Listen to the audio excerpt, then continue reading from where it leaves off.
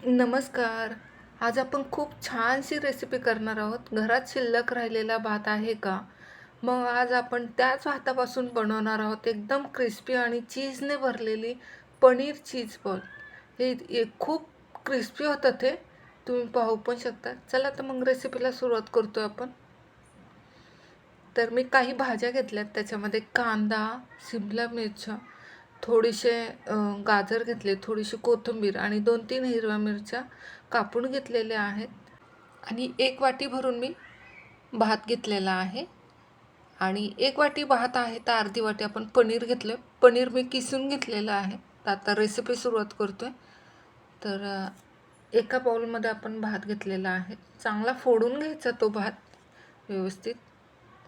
आता त्याच्यामध्ये आपण भाज्या टाकतोय. तर गाजर, शिमला मिरची, कोथिंबीर, मिरची आणि एक कांदा घेतलाय. अगदी बारीक चिरून घ्यायचं पण.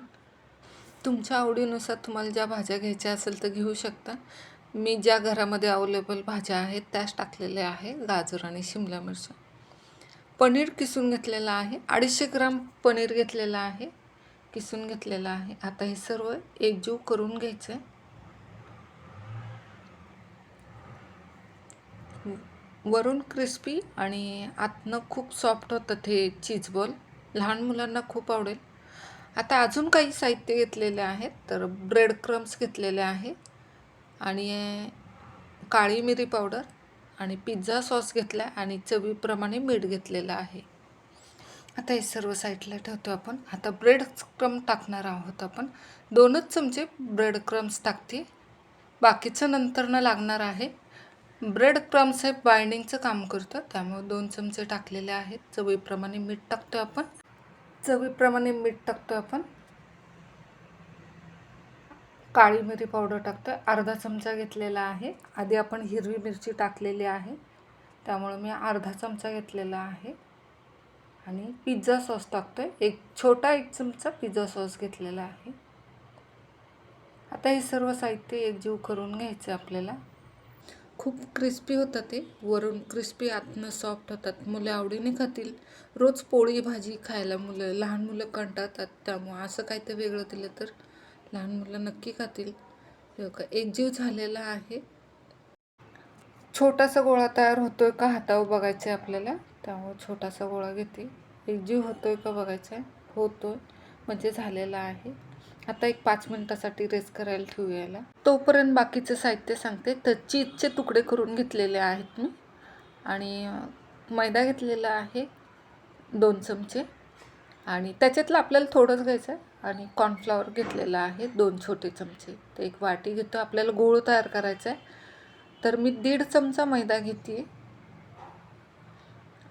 आणि कॉर्नफ्लॉवर मी 2 छोटे चमचे घेतलेले आहेत, ते टाकते.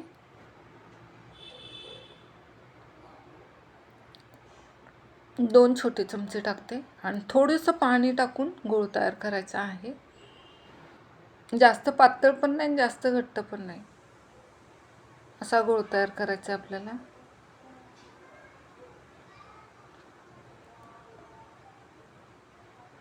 सर्व गुठळ्या फोडून घ्यायच्या.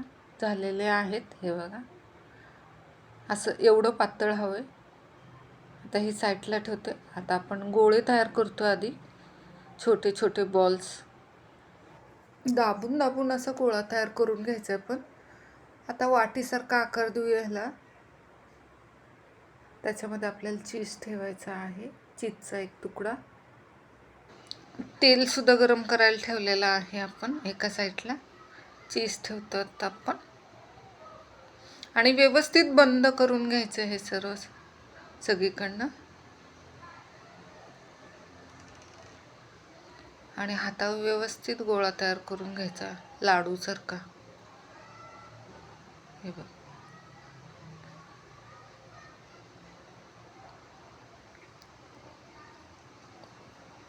हे बघ झालेलं आहे.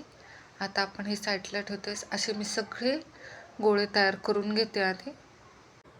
एवढ्या सर्व साहित्यामध्ये 8 ते 9 चीज बॉल आपले तयार होतील. चीज ठेवायचं, व्यवस्थित बंद करायचं, नाही तर तेलामध्ये टाकलं की ते विरघळेल. तवा व्यवस्थित बंद करून घ्यायचा. असे मी सगळे तयार करून घेते आपले चीज बॉल. बघा सगळे तयार झालेले आहे. आता आपण कॉर्नफ्लॉवरची जी पेस्ट केलेली आहे त्याच्यामध्ये टाकायचं. प्रथम आपण सर्व गोळे हातावर परत एकदा गोलगोल फिरवूया, म्हणजे कुठं तडा जाणार नाही आहेत. आता कॉर्नफ्लॉवरच्या पेस्टमध्ये टाकतो, व्यवस्थित घोळून घ्यायचं आणि ब्रेड क्रम्समध्ये घोळून घ्यायचं आहे त्याला.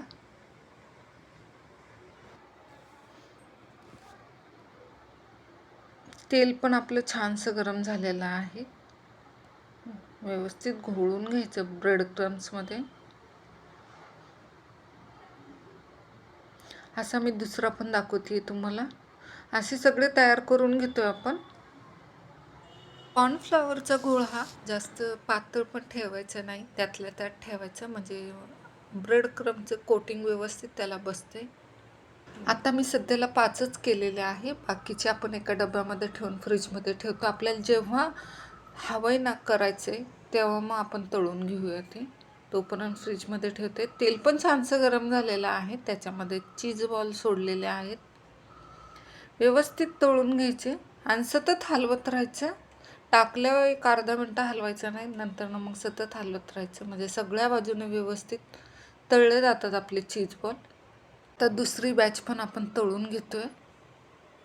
सगळे चीज बॉल आपले तळून झालेले आहेत. मस्त असं सगळ्या बाजून तळून झाले. कलर पण छान आलेला. आता सर्विंग प्लेटमध्ये काढून घेतोय. लहान मुलांना नक्की आवडेल, नक्की ट्राय करा. आता सर्विंग प्लेटमध्ये काढून घेतलेला आहे. तयार आहे आपली क्रिस्पी पनीर चीज बॉल तयार आहे. तुम्हाला एक फोडून पण दाखवते. आतनं चीज पण व्यवस्थित मेल्ट झालेला आहे. तुम्ही ही रेसिपी नक्की ट्राय करा आणि व्हिडिओ आवडला असेल तर लाईक, शेअर आणि चॅनेलला सबस्क्राईब करायला विसरू नका. धन्यवाद. परत भेटूया अशाच छानशा रेसिपीसोबत. तोपर्यंत तुम्हा सर्वांना बाय बाय.